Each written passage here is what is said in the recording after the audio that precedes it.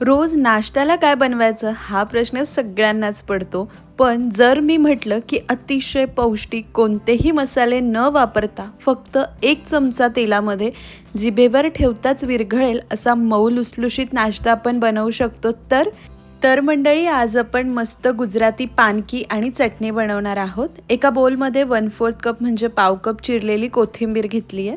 त्यामध्ये 1 सपाट कप भरून तांदळाचं पीठ घालायचं आहे आणि अर्धा कप दही घालायचं. हलकं आंबट दही घ्या, छान चव येते. पाव टीस्पूनलाही थोडी कमी इतकी हळद घालायची, जास्त हळद घालू नका. 1 चमचा हिरवी मिरची आल्याची पेस्ट घालायची, म्हणजे 1 इंच आलं आणि 2 हिरव्या मिरच्या मी घेतल्या, थोडंसं पाणी घालून पेस्ट केली आहे. यामध्ये चवीनुसार मीठ घालायचं आहे. संपूर्ण साहित्य आता व्यवस्थित दह्यामध्येच मिक्स करून घ्यायचे. लगेच पाणी घालण्याची घाई करायची नाही, दह्याच्या मॉइश्चरमध्ये मिक्स करून घ्यायचं. छान असं एकजीव करून घेतलं आहे. ज्या कपने पीठ घेतलं त्याच कपने 1 कप पाणी घेतलं आहे. मला एकूण किती पाणी लागलं तुम्हाला पुढे सांगेलच. थोडं थोडं पाणी घालून सरसरीत बॅटर करून घ्यायचं. सुरुवातीला एकदम भरपूर पाणी घालू नका, नाहीतर तांदळाच्या पिठाच्या गुठळ्या होतील आणि त्या व्यवस्थित मोडल्या जाणार नाही. म्हणून अंदाज घेत घेत थोडं थोडं पाणी घालायचं. हे तांदळाचं पीठ जे मी वापरले ते साधं भाकरींसाठी जे पीठ वापरतो तेच आहे. फक्त ज्या तांदळाचा भात चिकट होतो असे तांदूळ वापरू नका पीठ करण्यासाठी, इतकंच आहे. 1 कप संपूर्ण पाणी घातलं. घट्ट वाटत होतं म्हणून अजून अर्धा कप पाणी घेतलं आणि संपूर्ण 1.5 कप पाणी मला लागलं. या पद्धतीचं सरसरीत बॅटर करण्यासाठी अशी कन्सिस्टन्सी असावी. डोसाच्या बॅटरपेक्षा हलकंसं सैल किंवा डोसाच्या बॅटरसारखं ठेवू शकतात. यावर झाकण ठेवून 10 मिनिटे मुरण्यासाठी बाजूला ठेवू. आता पानकीसोबत सर्व केली जाणारी चटपटीत आंबट गोड अशी चटणी करण्यासाठी 1 मूठ हिरवी कोथिंबीर मी मिक्सर जारमध्ये घातली.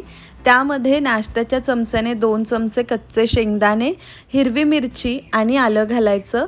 छान आंबट गोड चटपटीत असते म्हणून पाव चमचा साखर, पाव चमचा जिरे आणि चवीनुसार मीठ घालायचं.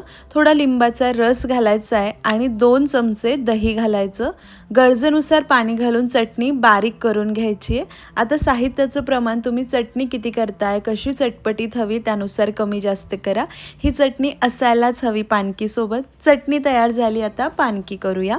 तर मंडळी इथे मी केळीचं पान स्वच्छ धुवून पुसून घेते. केळीच्या पानामध्ये ही पानकी शिजवली जाते म्हणून हिला पानकी म्हणत असावं बहुतेक. तर जे पानाची आतली जाडसर भाग असतात ना त्याच्या दोन्ही कडेने आपल्याला हे पान या पद्धतीने उभं कापून घ्यायचं आहे. इतक्या पिठाच्या पानकी करण्यासाठी मला 2 केळीचे पानं लागले होते मोठे मोठे. आता ह्या ज्या लांब लांब स्ट्रिप कट केल्या त्या एकावर एक ठेवायच्या आणि तुम्हाला पानकी किती लहान मोठी करायची त्यानुसार कट करायच्या. एक पानकी करण्यासाठी 2 कट केलेले पानं लागतात, त्या पद्धतीने मी कट करून घेतलं. 10 मिनिटे मिश्रण छान मुरलेलं आहे, परफेक्ट कन्सिस्टन्सी आहे. यामध्ये सगळ्यात महत्त्वाचा पाव चमचा हिंग घालून मिक्स करायचं. पानकीचं बॅटर तयार झालं आहे, पानकी करून घेऊया. त्यासाठी तवा गरम करायला ठेवायचा. तव्यावर थोडंसं थेंबभर तेल लावून घ्यायचं. कोणताही तवा घेऊ शकतात, रोजचा चपात्यांचाच तवा घ्यायचा. 1 केळीचं पान ठेवायचं, त्यावर सुद्धा थेंबभर तेल आपल्याला असं लावून घ्यायचं आहे. गॅस आत्ता मी कमी ठेवला आहे.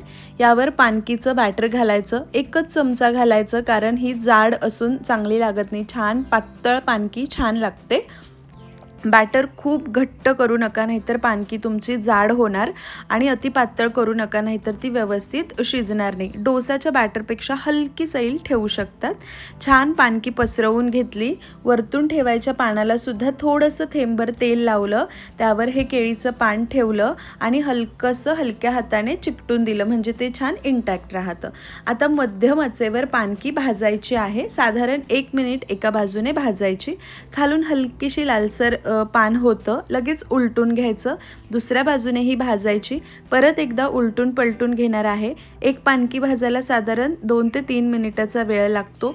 सुंदर अशी पानकी झाली आहे. इतका सुंदर सुगंध येतो. शिजली की नाही कसं ओळखायचं, पान असं विलग होतं, लगेच ही शिजली जाते. एखाद्या जाळीवर किंवा गरमागरम ताटात सर्व करा. सगळ्याच पानकी या पद्धतीने करून घेऊया. पुढच्या पानकी करताना केळ्याच्या पानाला तेल आधी खालीच लावून घ्या, कारण तवा गरम झालेला असतो, तव्यावर ठेवून लावता येत नाही. गॅस कमी आहे, पानाला तेल लावलं आहे, त्यावर पानकीचं मिश्रण घातलं. छान असं पसरून घ्यायचं आहे. आणि दुसरं तेल लावलेलं पानसुद्धा यावर ठेवून घ्यायचं आणि मध्यम आचेवर पानकी भाजून घ्यायची. जेव्हा ही पानकी भाजली जाते ना, केळ्याच्या पानाचा जो काही कमालीचा सुगंध येतो आणि तो या पानकीमध्येही मुरला जातो, ती खायला खूप सुंदर लागते. तुम्हाला करताना वाटत असेल की झंझट आहे, पण असं काहीच नाही आहे. करायला घेतल्यावर अर्ध्या तासात नाश्ता तयार होतो. नेहमीचे तेच तेच पोहे, उपमा, इडली, डोसा त्यापेक्षा ही मऊ लुसलुशीत चटपटीत अशी पानकी जरूर ट्राय करा. या पद्धतीने हिला सर्व करायची असते. वरतून ना तुमच्याकडे असेल तर शेंगदाण्याची चटणी घाला किंवा लोणच्याचा मसालासुद्धा यावर घातला जातो. यासोबत तळलेली मिरची आणि आपण केलेली चटपटीत चटणी सर्व करतात. पाहू शकतात अतिशय मऊ लुसलुशीत एकसारखी पातळ झालेली आहे. वरतून आपण केलेली ही आंबट गोड चटपटीत चटणी ठेवायची आणि पानकी सर्व करायची. तुम्ही याआधी ही पानकी कधी ट्राय केली आहे का मंडळी? मला कमेंट करून जरूर कळवा. आपण हिला ट्राय करून पाहूया. तर ही इतकी सुंदर लागते ना, इतकी मऊ लुसलुशीत असते आणि ती चटणी ना एक गेम चेंजर आहे. जरूर ट्राय करा. आजची रेसिपी कशी वाटली मला कमेंट करून जरूर कळवा. रेसिपी तुम्हाला थोडी जरी आवडली असेल तर लाईक करा, शेअर करा. चॅनलवर नवीन असाल सबस्क्राईब करा. फेसबुकवर पाहत असाल तर पटकन फॉलो